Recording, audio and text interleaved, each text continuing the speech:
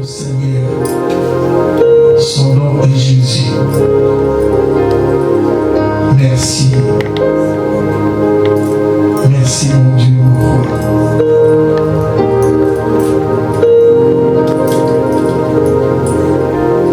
Gloire à toi Jésus. Gloire à toi l'agneau de Dieu.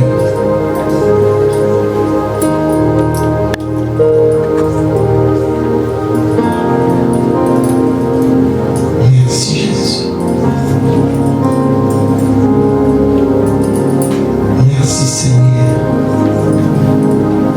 Nous te disons merci Seigneur pour tout. Nous avons ainsi prié. Amen. Amen. Amen. Amen. Acclamons encore pour le Seigneur. Alléluia. Je dis merci à mon Seigneur, à mon Sauveur l'Éternel Dieu, et je dis merci à l'ami fidèle, le Saint-Esprit. Aujourd'hui, mes frères et sœurs, nous allons parler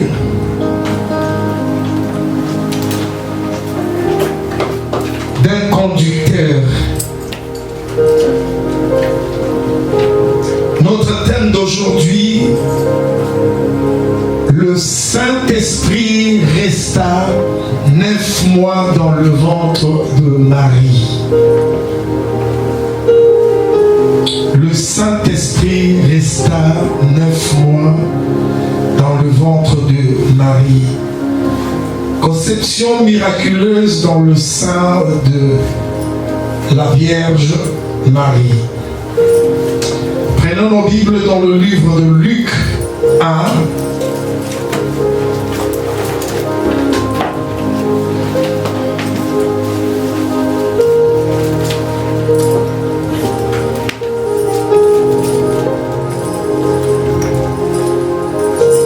Luc chapitre 1. 34 à 37. Je lis au nom de notre Sauveur Jésus-Christ. Marie dit à l'ange, comment cela se fera-t-il puisque je ne connais point d'homme? L'ange lui répondit, le Saint-Esprit viendra sur toi et la puissance du Très-Haut te couvrira de son ombre. C'est pourquoi le Saint-Enfant qui naîtra de toi sera appelé Fils de Dieu.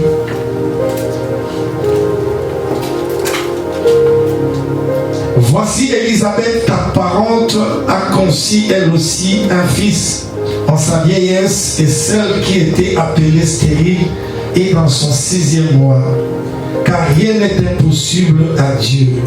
Marie dit, je suis la servante du Seigneur, qu'il me soit fait selon ta parole, et l'ange la quitta. Écoutez mes frères et sœurs,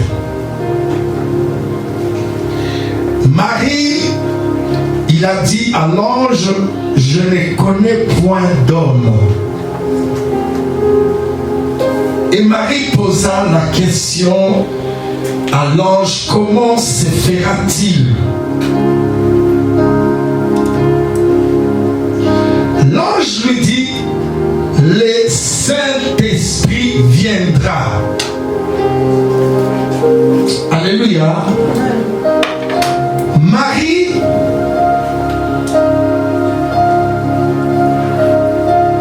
était enceinte du Saint-Esprit. Mais vous allez me dire que oui, mais quand l'enfant vient de naître, on l'appelle Jésus. Mais l'ange lui a dit que le Saint-Esprit viendra. Donc Jésus, on peut l'appeler aussi Saint-Esprit.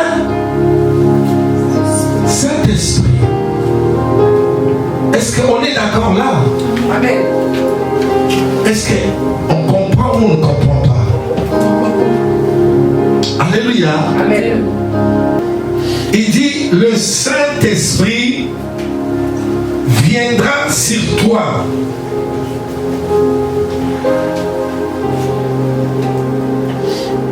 Et le Saint-Esprit resta 9 mois dans le ventre de Marie. Amen. Et cet enfant, quand il vient de sortir, on lui a donné le nom de Jésus.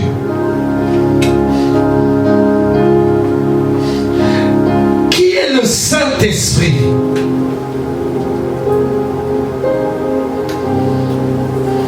À votre avis, qui est le Saint-Esprit? C'est qu'il n'est pas. Le Saint-Esprit n'est pas une puissance. J'aimerais un peu vous expliquer dans la parole de Dieu, dans l'Écriture, le symbole du Saint-Esprit. Quand vous voyez, on utilise l'huile. Dans Jean 3, 34, ça c'est l'image du Saint-Esprit.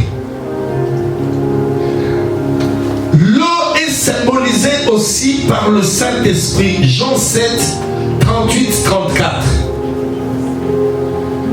Le vent est symbolisé aussi comme le Saint-Esprit dans Jean 3, 8. Le feu dans Acte 2, 3. La colombe est symbolisée aussi comme le Saint-Esprit dans le livre de Matthieu 3, 16. Les sceaux dans le livre de Éphésiens 1, 13. Les gages dans le livre d'Éphésiens 1, 14. Ça, ce sont des symboles, comme tu vois dans la Bible, dans les Écritures. On parle de l'eau, le vent qui souffle.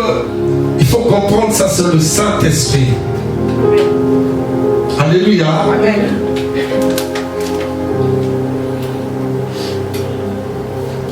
Il est qui le Saint-Esprit? Vous savez, beaucoup de chrétiens, quand ils prient, ils demandent par le Saint-Esprit. Alléluia. Amen. Vous savez, mes frères et sœurs, la première personne qui a reçu le Saint-Esprit, c'est Marie, dans son ventre. Et Marie aussi était baptisée du Saint-Esprit le jour de la Pentecôte. Ils étaient ensemble avec les apôtres. Mais Jésus, quand il voulait partir, il avait promis aux disciples ou aux chrétiens, je m'en vais, mais je vous enverrai le consolateur. Il prendra ce qui est à moi, il vous parlera de toutes choses. Maintenant, mes frères et sœurs, nous sommes dans le temps du Saint-Esprit. Et nous allons voir, mes frères et sœurs, le rôle du Saint-Esprit dans la vie d'un chrétien.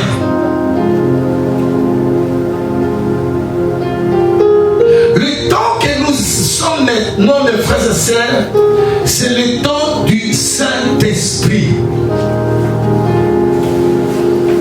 Quand tu fais tes affaires, est-ce que tu demandes le Saint-Esprit?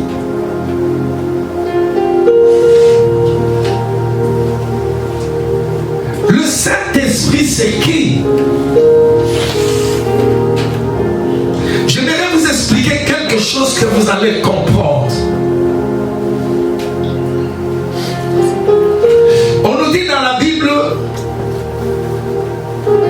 Dieu le Père, Dieu le Fils et Dieu le Saint-Esprit. Donc il n'y a pas trois dieux, mais il y a trois manifestations. La Bible nous dit, Dieu est esprit.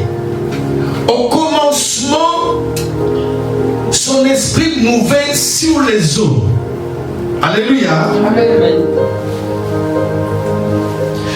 J'aimerais que vous puissiez vraiment, j'aimerais attirer votre attention, vous allez comprendre ces choses.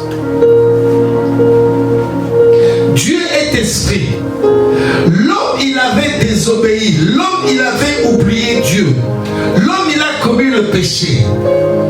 Mais Dieu, il voulait venir sur la terre. Comment il est venu, mes frères et sœurs?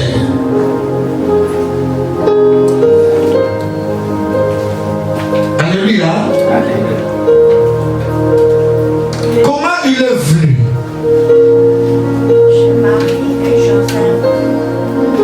Comment? Il est venu sous forme du Saint-Esprit. Et quand il est né étant qu'homme. Alléluia. Et quand il est mort, il est parti étant qu'homme. Il est encore revenu, mes frères et sœurs, pour habiter dans l'homme comme Saint-Esprit. C'est ça les trois phases qu'on dit. Dieu le Père, il était esprit. Dieu le Fils, il s'est fait chair, il est devenu homme. Et le Saint-Esprit. C'est une manifestation en trois phases. Alléluia.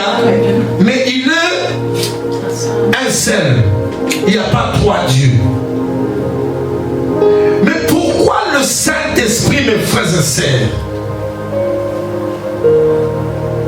C'est qu'il est, le Saint-Esprit, il est une personne vivante. Alléluia. J'aimerais vous poser la question, pourquoi il est une personne vivante? J'aimerais un peu jouer sur des paroles pour que vous puissiez comprendre. Pourquoi on dit que le Saint-Esprit est une personne vivante?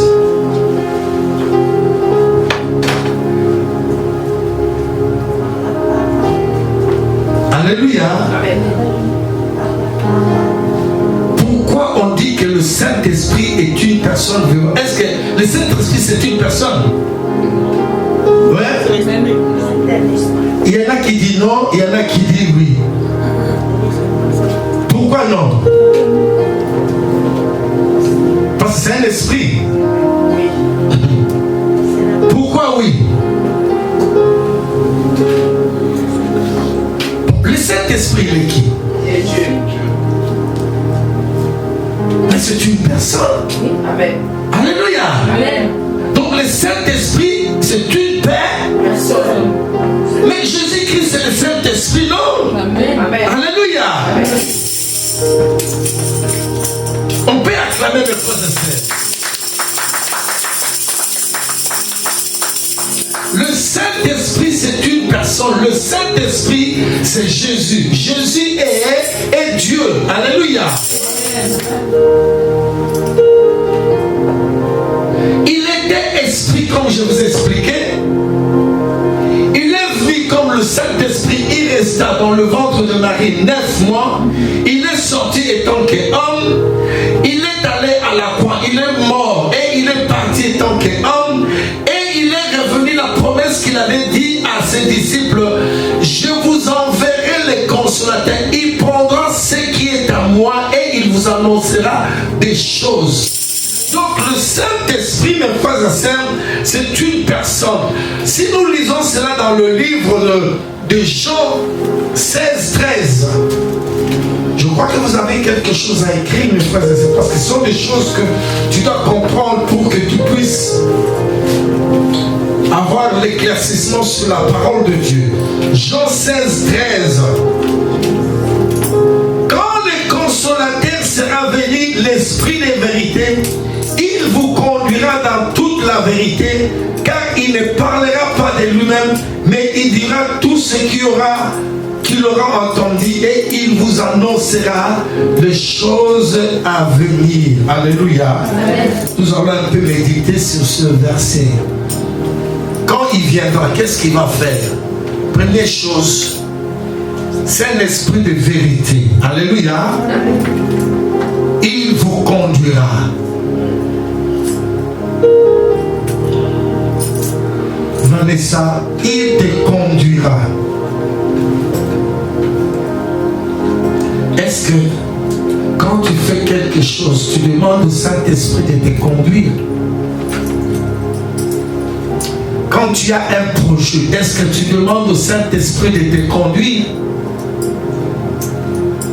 Quand tu prépares ton examen, est-ce que tu demandes au Saint-Esprit de te conduire? Là, je vous donne le rôle du Saint-Esprit dans la vie d'un chrétien. Avant de voyager, est-ce que tu demandes au Saint-Esprit de te conduire? Est-ce qu'avant vous le faisiez ou vous ne le faisiez pas? Non, vous ne le faisiez pas. Mais aujourd'hui, je vous ramène pour que vous puissiez comprendre que c'est une personne. Il peut aussi t'aider de choisir ton mari. Il peut aussi t'aider de choisir ta femme de ta vie. Son rôle, c'est ça. Mais tu vas me demander, mais pasteur, comment je vais le faire? Mais tu dois l'inviter dans ta vie. Le Saint-Esprit, il parle. Alléluia. La Bible nous dit qu'il vous conduira. Troisième des choses, il vous annoncera les choses à venir.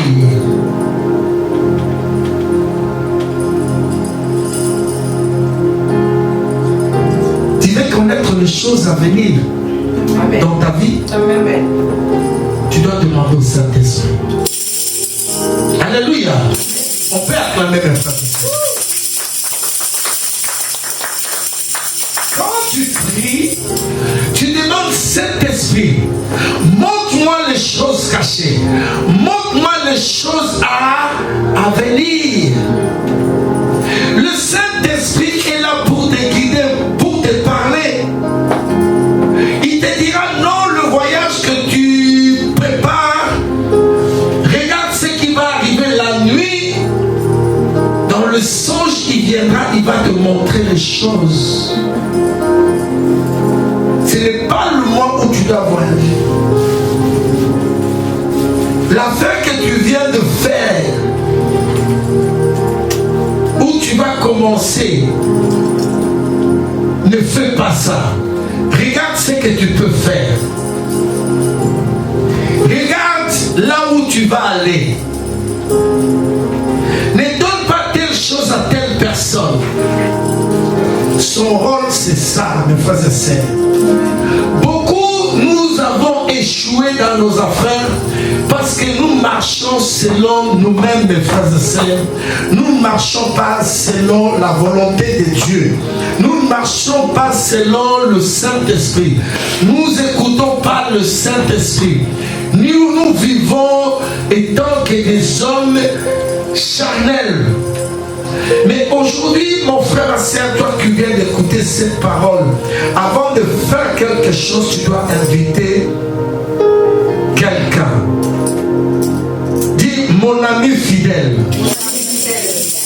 le Saint-Esprit. Alléluia. Parce que le Saint-Esprit, quand il va te parler, il voit toutes choses, que des choses que tu ne vois pas. Il peut te dire, ne prends pas ce chemin. Parce que dans ce chemin, il y aura telle chose qui va arriver, il y aura un accident.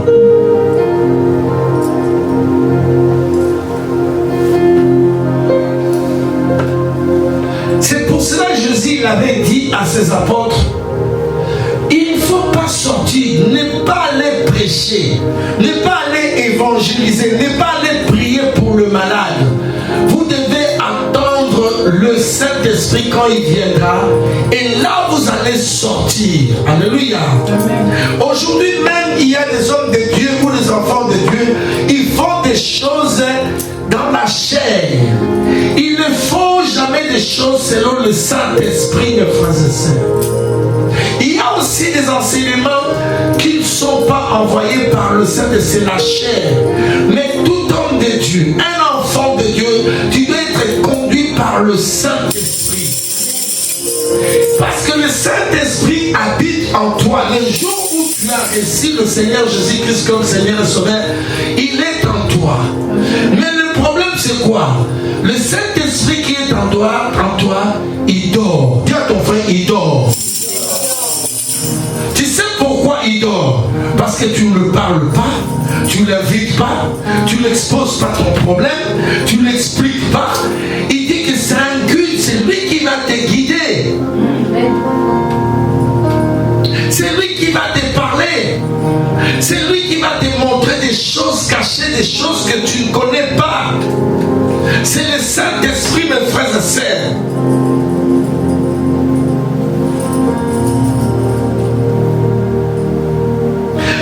Il te conduit, il parle, il attend et il annonce. Ça, c'est son rôle. Alléluia. Amen. Il conduit, il parle, il attend, il annonce. Alléluia. Maintenant, tu sais. Nous demandons à Jésus, oui, c'est bien. Mais l'époque où nous sommes, c'est le temps du Saint-Esprit. Il a dit, je ne vous laisserai pas seul. Je vous enverrai quelqu'un. Il viendra de moi et il vous donnera des choses. Il est Dieu, le Saint-Esprit. Alléluia. Amen. C'est vrai ou c'est pas vrai? Comment? Prenons la Bible dans le livre des Actes 5. Actes des Apôtres.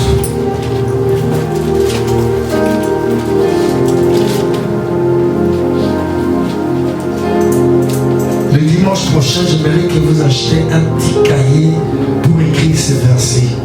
C'est très important et tu notes aussi. C'est comme ça que tu vas prendre les choses de Dieu. Acte 5, 1 à 4. Je lis au nom de notre Sauveur Jésus-Christ. Mais un homme nommé Anania, avec Saphir à sa femme, vendit une propriété et retint une partie du prix. Sa femme, le sachant, qu'il apporta le reste et le déposa aux pieds des apôtres. Pierre lui dit, Anania, pourquoi Satan a-t-il rempli ton cœur au point que tu mens au Saint-Esprit et que tu aies retenu une partie du prix du champ? S'il n'avait pas été vendu, ne te resterait-il pas?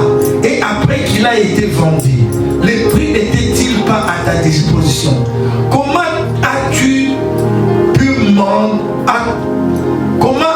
pu mettre à ton cœur un pareil dessein? Ce n'est pas à des hommes que tu as menti, mais à Dieu. Alléluia. Écoutez s'il vous plaît, mes frères et sœurs. Anania et Saphira, ils allaient vendre un terrain. Ils ont vendu leur terrain. Mais ils avaient donné des promesses. C'est pour ça, mes frères et sœurs, quand tu viens à l'église, il ne faut pas prendre des engagements sacrés à la légère. On va acheter des micros, des instruments pour l'église. Toi, tu te lèves ta main. Oh, pour moi, nané, nana. Mais le jour où on va commencer à récolter, à ce moment-là, tu ne viens pas à l'église, tu restes chez toi à la maison. Et tu commences à critiquer. Il faut faire attention, mes frères et sœurs. Et ils ont vendu leur terrain. Ils ont pris l'argent, je ne sais pas si c'était 10% qu'ils allaient donner combien. Ils ont gardé une partie.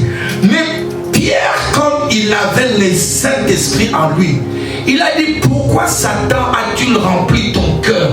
C'est ça le mal des chrétiens. Les chrétiens, pour qu'ils puissent donner à Dieu, il y a des problèmes, comment je peux dire, des bagarres, ou je sais pas, des doutes, pour qu'ils puissent donner à Dieu quelque chose. J'aimerais vous dire une chose, mes frères, quand nous venons à l'église, c'est ça que j'ai pensé aujourd'hui, j'allais partager avec vous. Il y a 3 choses quand nous venons à l'église que nous devons faire. 1, tu dois arriver à l'heure pour adorer ton Dieu. Alléluia. C'est des choses que nous les chrétiens, nous négligeons beaucoup. Quand tu vas au travail, tu vas à l'heure parce que tu as peur. Mais j'aimerais te dire que la louange et l'adoration, c'est là le point de contact entre l'homme et Dieu. Donc tu dois venir pour adorer Dieu, pour remercier Dieu. Les frères et sœurs, parmi nous, il y a personne qui est allé à l'hôpital, il y a personne qui est hospitalisé, il y a personne qui est malade, qui est au lit. Mes frères et sœurs, il t'a donné, il t'a protégé. Quand tu viens le dimanche, tu viens pour l'adorer. Nous devons avoir la crainte de Dieu, mes frères et sœurs, d'être à l'air pour adorer ton Dieu. C'est à ce moment-là qu'il y a un communion que tu dois lui parler, mon frère, ma sœur. Si tu ne fais pas ça, mon frère, ma sœur, tu n'aimes pas Dieu. La louange et l'adoration. Pourquoi nous avons peur? On va arriver en retard au travail. Pourquoi? Parce qu'on va te retirer si c'est 50 euros, 70 euros. Mais la personne qui te donne le souffle de vie, la personne qui te garde, la personne qui te donne tout, mon frère, ma soeur, pourquoi tu ne peux pas voir la fête de ton Dieu? De venir le louer, de l'adorer, mes frères et sœurs. Vous savez, moi, la nuit, quand je prie, je prends beaucoup du temps de le louer seulement, mes frères et sœurs. De rester dans le silence, de le glorifier. Mon frère, quand tu loues Dieu, Dieu, il descend directement, il ne peut pas. Arrêtez, mes frères et sœurs. Commencez à expérimenter, mes frères et sœurs. Entre dans ces temps-là, dans la louange et l'adoration. Tu vas me dire que le pasteur, comment louer Dieu? Non, que tout ce que tu vois, tout ce qu'il a créé, il faut le glorifier. Amen. De lui dire, Seigneur, je te bénis, parce que tu me donnes le souffle de vie, parce que tu m'as créé. Seigneur, merci Seigneur. Louange et l'honneur à toi. Tu es le Dieu tout-puissant. Il n'y a point de Dieu comme toi. Il n'y en aura jamais. C'est toi le créateur du ciel et de la terre. Quand je regarde le ciel, Seigneur, de tout ce que tu as créé, c'est merveilleux, mon Dieu, mon roi. Je te bénis. Il va descendre, mes frères et sœurs. J'aimerais que nous puissions changer d'église. Vous savez, mes frères et sœurs, moi, à partir de midi déjà à la maison, tout le monde est déjà habillé. Tout le monde. Mais j'ai remarqué, je viens, la plupart du temps, c'est moi et ma famille qui nous adorons l'Éternel, Dieu. Et les autres. C'est une grande partie que vous loupez, mes frères et sœurs. C'est une grande partie où Dieu il descend, les anges il descendent. Au moment où on loue Dieu, mes frères et sœurs, au moment où on adore, les anges il vient, il regarde où est Vanessa. Oh, on donne le rapport, il est en chemin, il est en train de se maquiller. Où est Nana? Oh Nana, elle est en train de Nana. L'ange est parti.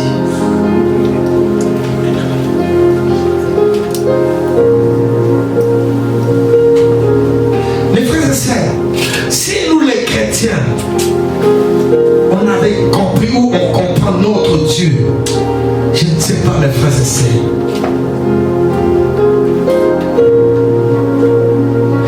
Dans l'adoration, il y a la puissance, mes frères et sœurs.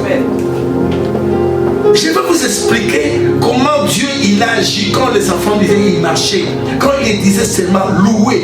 Il intervient lui-même, il affaiblit nos ennemis, il détruit nos ennemis par la louange. Deuxième des choses, tu dois écouter la parole de Dieu, tu dois noter, tu dois être un étudiant, tu dois avoir la Bible, tu dois commencer à méditer la parole de Dieu. Je vous avais expliqué aussi pour réussir dans la vie. Et troisième des choses que dans leur vie, à cause de cela, c'est là où le diable, le sorcier, ils attrapent aussi les gens. C'est à partir de cela. Et beaucoup de nos sœurs, elles n'arrivent pas à concevoir parce que dans sa sa jeunesse ou dans son parcours, il était sorti avec quelqu'un qui était dans le monde des ténèbres. Il a bloqué, il a pris. Vous savez qu'à partir de ton étoile, à partir de la porte, on peut te voler ton étoile.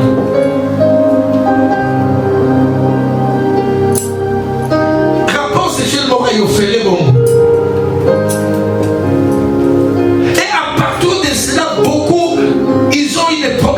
Société, dans leurs affaires de blocage à cause de cela. Parce que tu ne connais pas la personne. Vous savez que le diable il s'est développé d'une manière que vous ne pouvez pas comprendre, frères et sœurs. Pour attraper quelqu'un, ils vont t'envoyer quelqu'un comme ça que tu ne connais. Les frères et sœurs, j'aimerais vous dire une chose. Quand tu vois une belle homme comme ça, costume bien voiture, mais à l'intérieur de cet homme, tu ne connais pas ce qui est là. Et ou une femme. Aussi cette femme, c'est une sirène. Votre corps est le temple du. Vous n'avez pas remarqué beaucoup, il y a d'autres hommes de Dieu. Quand ils commencent à toucher des sœurs dans l'église, l'onction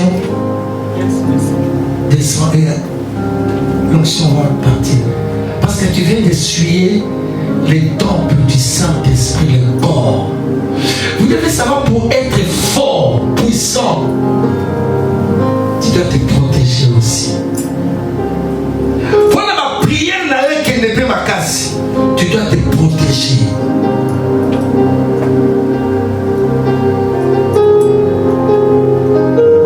Tu peux perdre ta vie, ton étoile, tes bonheurs à cause seulement de ces choses-là. On peut détruire aussi ton mariage. On envoie quelqu'un qui vient te déranger. Ah, tu dis non parce que cet homme-là, mon mari me dérange. Tu vas de l'autre côté. On t'a envoyé un envoyé, il te détruit, il met des semences. Et là, le lendemain, tu quittes ta maison, tu demandes le divorce et par après, tu commences à regretter. Parce qu'on vous avait envoyé quelqu'un qui était venu seulement pour vous détruire. Beaucoup de jeunes garçons, leur vie, parce qu'ils ont souillé leur temple, leur corps. Beaucoup de nos sœurs, ils ont des fibromes parce qu'ils sont allés avec quelqu'un qui est dans le monde des ténèbres. La Bible dit que votre corps est le temple du Saint-Esprit. Si toi tu ne sais pas protéger ton corps, le Saint-Esprit ne va pas habiter, le Saint-Esprit va fuir.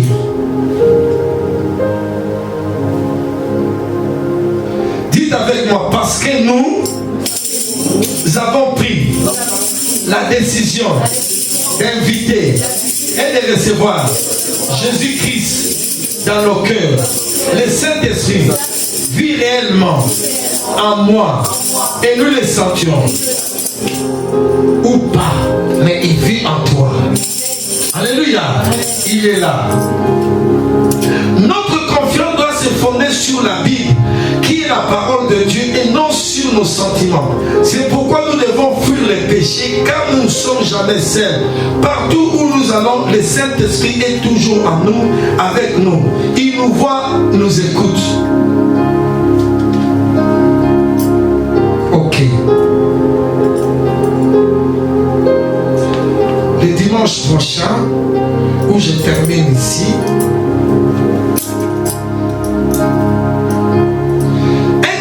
ne vit pas la vie chrétienne par ses propres efforts, mais par la puissance de l'Esprit de Christ qui vit en lui.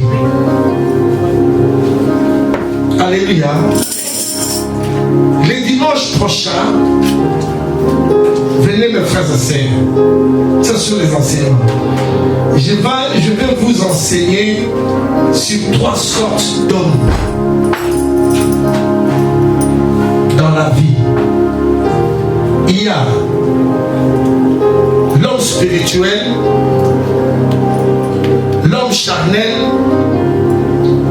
et l'homme animal. Alléluia.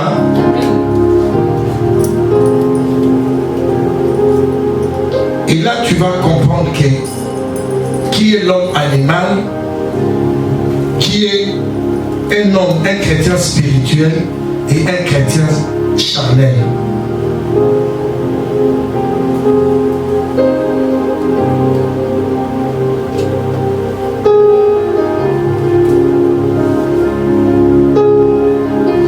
Pourquoi être rempli du Saint-Esprit, mes frères et sœurs? Ce sont les choses que je vais mélanger cela avec les trois sortes d'hommes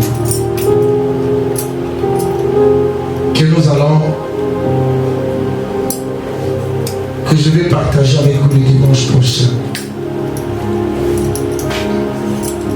Et on va parler pourquoi être rempli du Saint-Esprit, conséquences d'une vie remplie du Saint-Esprit, comment être rempli du Saint-Esprit.